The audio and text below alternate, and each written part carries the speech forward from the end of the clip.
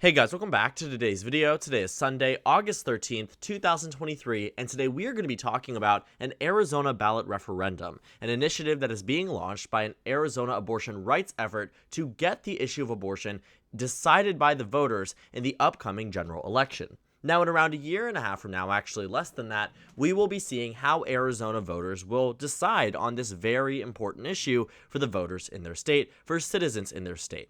However, there is an issue that decides a lot more things than the issue of abortion, and that is the presidential election that will be coinciding with the initiative that is on the ballot in 2024.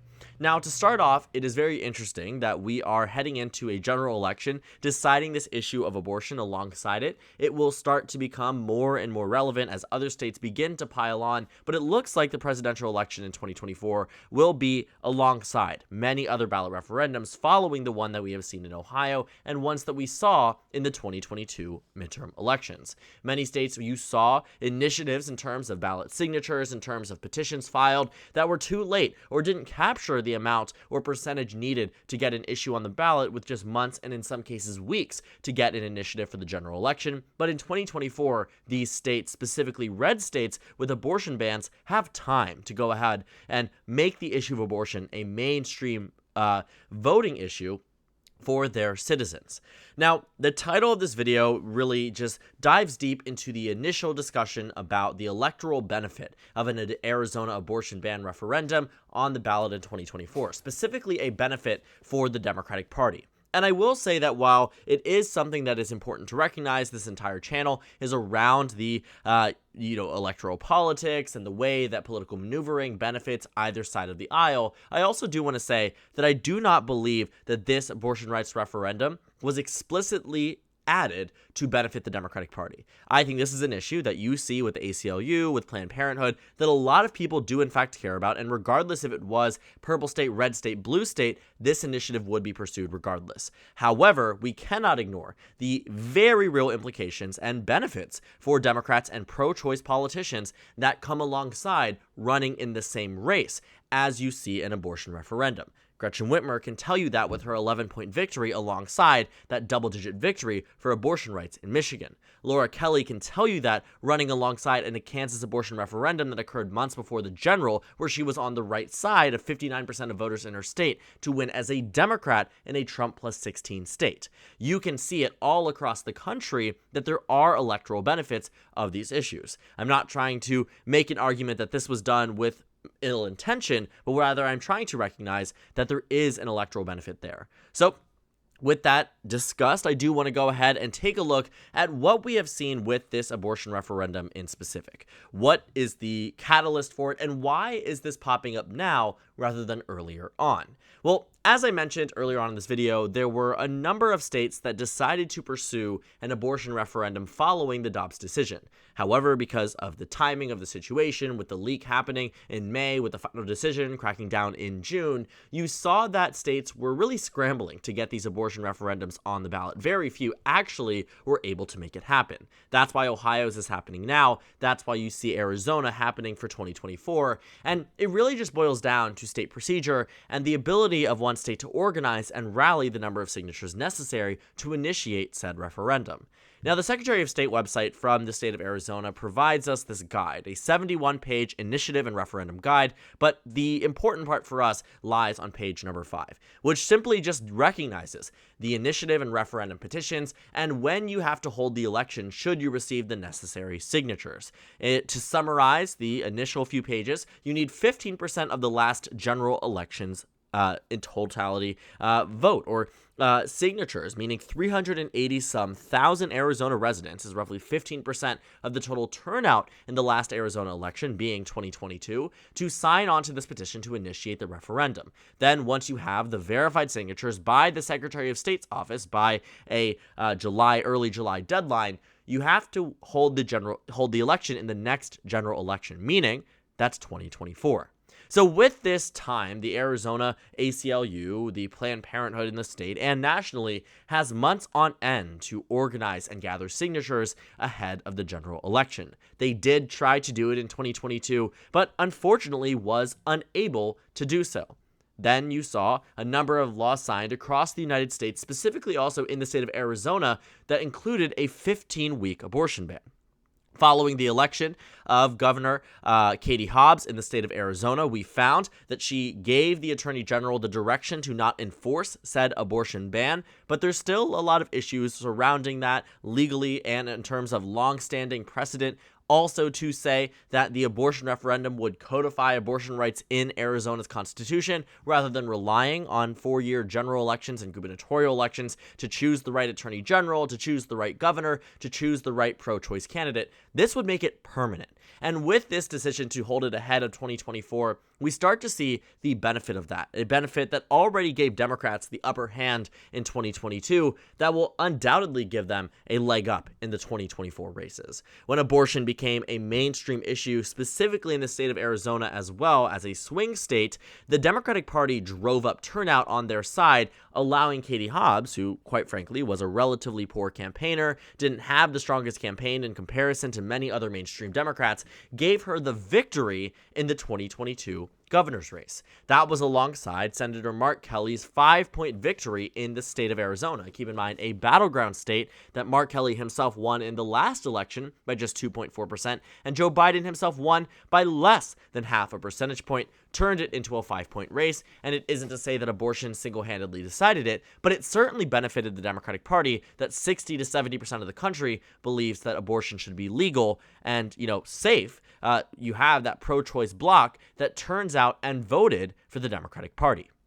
Now, looking to 2024, there isn't just also a presidential election. We're also working within a very competitive Senate election. Republicans are potentially going to be running Kari Lake, the failed candidate from the last governor election. I just showed you who she was. She has been very open that she is making a decision expected to be released in October. She's been meeting with senators, been campaigning for other candidates in other states, actively and openly indicating that she would be considering or is considering a bid for United States Senate, and pretty much it's all but been announced. And Kari Lake, as the candidate that lost in the last election, will be brought back up as somebody that the Democratic Party will use to push down because of her stances, her harsh stances on abortion, on election integrity, her harsh stances around border security. And, these are things that the Republican Party believes in some cases are the popular opinions of the American public, but what we know nationally in terms of polls and on the election level, on the issue-by-issue basis level, that voters don't agree with the Republican Party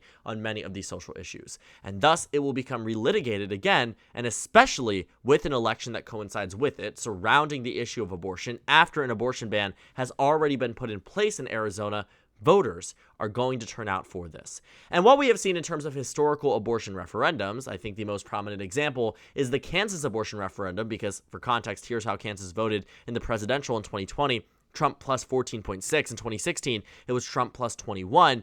You can see that in 2022, the voters rejected a ban on abortion by nearly 20 points. In the state of Kansas, a Trump double-digit state, this is not a purple state, this is not a swing state, this was a complete and total rejection of any type of restriction on the issue of abortion in Kansas.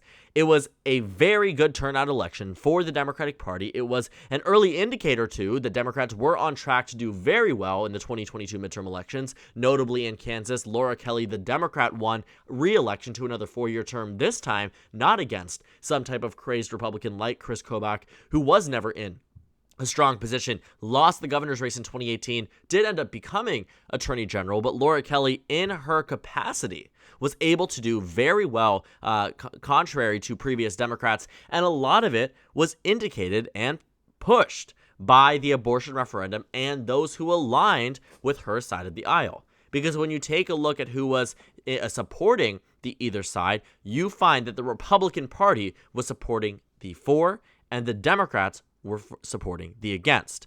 In every single congressional district, the issue of abortion failed. Even in some of the most conservative districts, for instance, Kansas's 1st district, which has a Cook PVI of Republican plus 18, roughly meaning it's 18% more Republican than the rest of the country. The 2nd district, the 3rd district, the 4th district, the issue of abortion practically failed for the GOP everywhere you looked. It was a very good result for the Democratic Party, and was a very early indicator that Democrats were on track for victory. As I also mentioned too, You can see that the gubernatorial race in Kansas went to the went to the Democratic Party, but you also see that in Michigan, a state where the Democrats were really hoping that Gretchen Whitmer was able to hold on. She didn't not only just hold on, she dominated this race, winning by over 10 points over Tudor Dixon, who was pro-life without fail. No exceptions for the issues of rape, incest, a mother's life at risk. She has said she is pro-life through and through, and again, I don't believe the American public single-handedly voted on the issue of abortion. I think they cared about a lot of things, but I very much think they cared about abortion. Voters absolutely care about it, and as every single election since the Dobbs decision, special, general, regularly scheduled off-year elections, everything has told us that the issue of abortion matters, especially in states where there is an election coinciding with an abortion ballot referendum.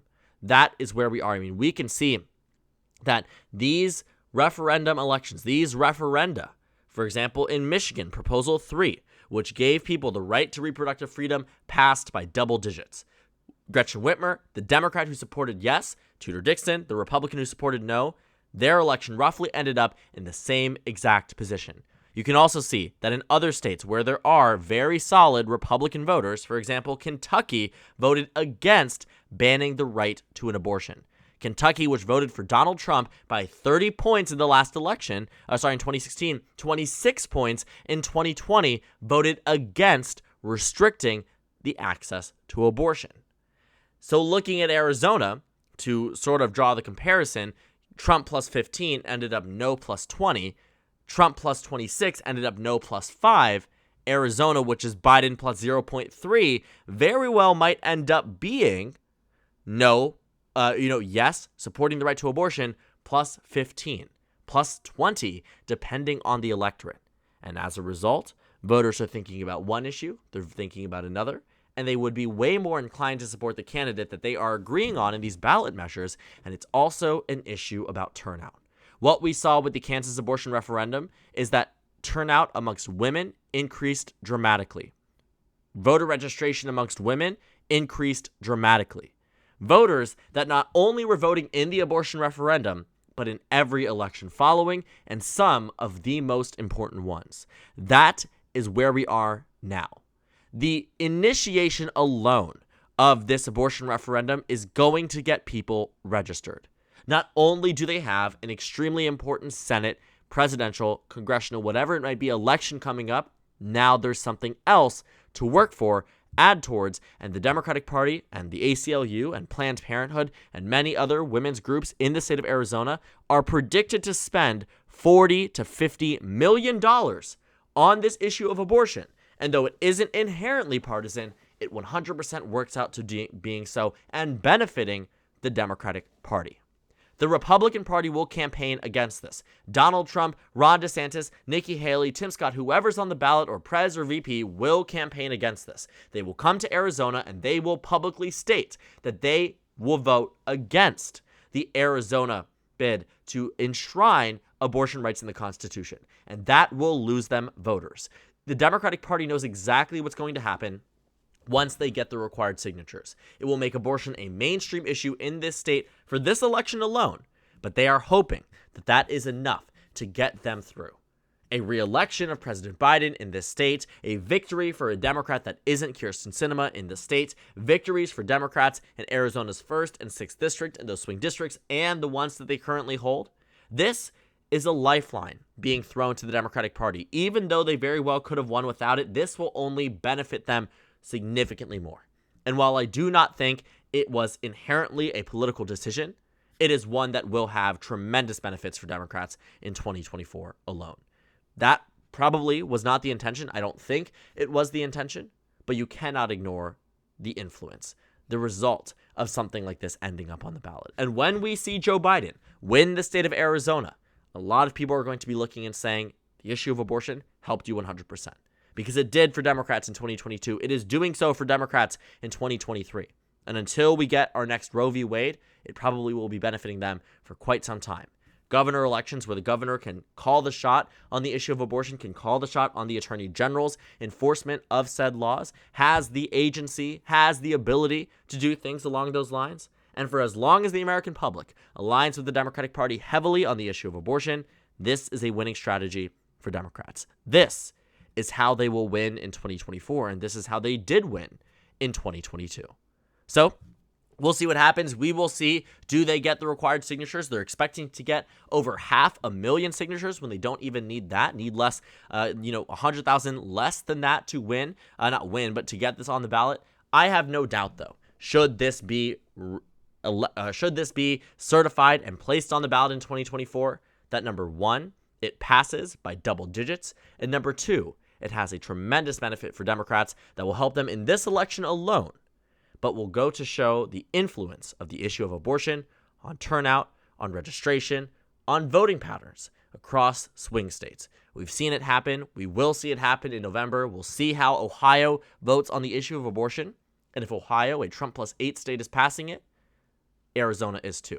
If Kansas passed it as a Trump plus 15 state, Arizona will too. If Kentucky, as a Trump plus 26 state, passed it, Arizona will too. Arizona will be a state that codifies the issue of abortion, codifies access to having one, and will, alongside that, elect Democrats to the House level, Senate level, presidential level, and ultimately make this state bluer than it already is. So thank you guys so much for watching this video. Make sure to comment down suggestions below. Subscribe on the left if you haven't already, and check out the Instagram and Twitter. At the bottom left of the screen, there's also a Discord server for you to go ahead and join. On the screen, there's a video you can watch, and then a playlist for my 2024 election analysis videos. Again, thank you guys so much for watching, and I will see you all tomorrow.